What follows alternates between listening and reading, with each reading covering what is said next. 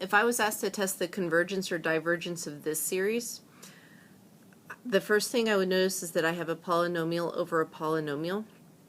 And if I can reduce that down, I have something similar to a p-series. Polynomials over polynomials, you have n's to powers, and that's what you want to look for. So this is a series I would use a comparison test, and I would look for the dominant term in the numerator, the dominant term in the denominator, and examine those to see what I would compare to. So for this one, I'm going to compare to the sum from n equals 1 to infinity. Then if I look at my powers of n, I have one more n in the denominator than in the numerator, so there's an n down here, and I don't need the 4. The coefficients are negligible, so I'm going to compare it to a 1 over n. Looking at this, I can tell that this is actually a p-series, and p equals 1.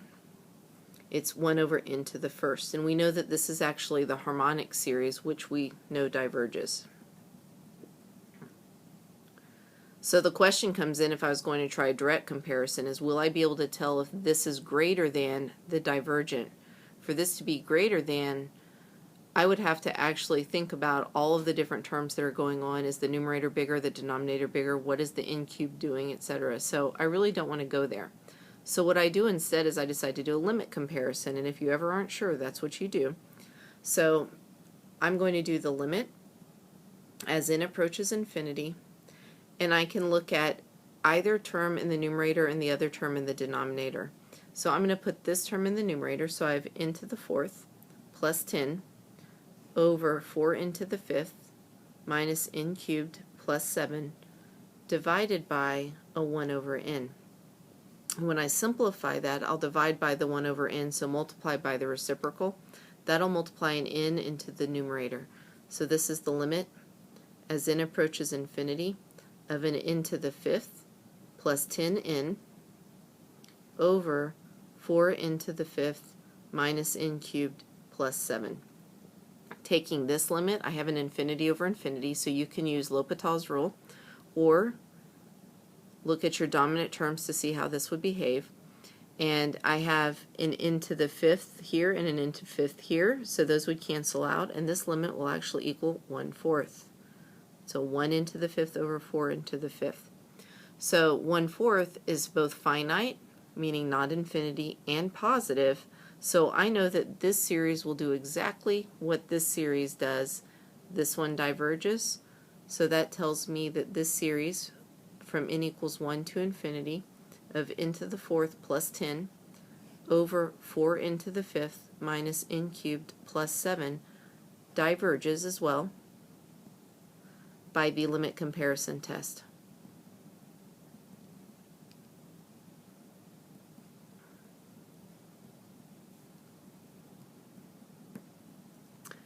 Another example is if you start and you have the sum from n equals 2 to infinity of 1 over n cubed minus 2, and we're looking at the convergence or divergence of this series, then I would compare this to another p-series, n equals 2 to infinity of a 1 over n cubed. Well, this is p-series, and I know that p equals 3, which is very much greater than 1, so this series converges by the p-series test. So now I'm actually going to look at these. If this one converges and this one is less than a convergent, this will also converge. So that's what I would write down, ever hopeful. 1 over n cubed minus 2, is that less than, this is a question, 1 over n cubed? Well, here's where you have your problem.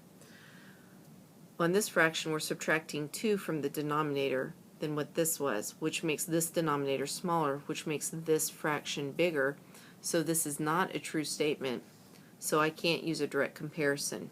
At that point, you just switch to a limit comparison. So I would do the limit as n approaches infinity, and either series or sequence, rather, what you're summing, can be in the numerator, the other in the denominator. So 1 over n cubed minus 2 over a 1 over n cubed.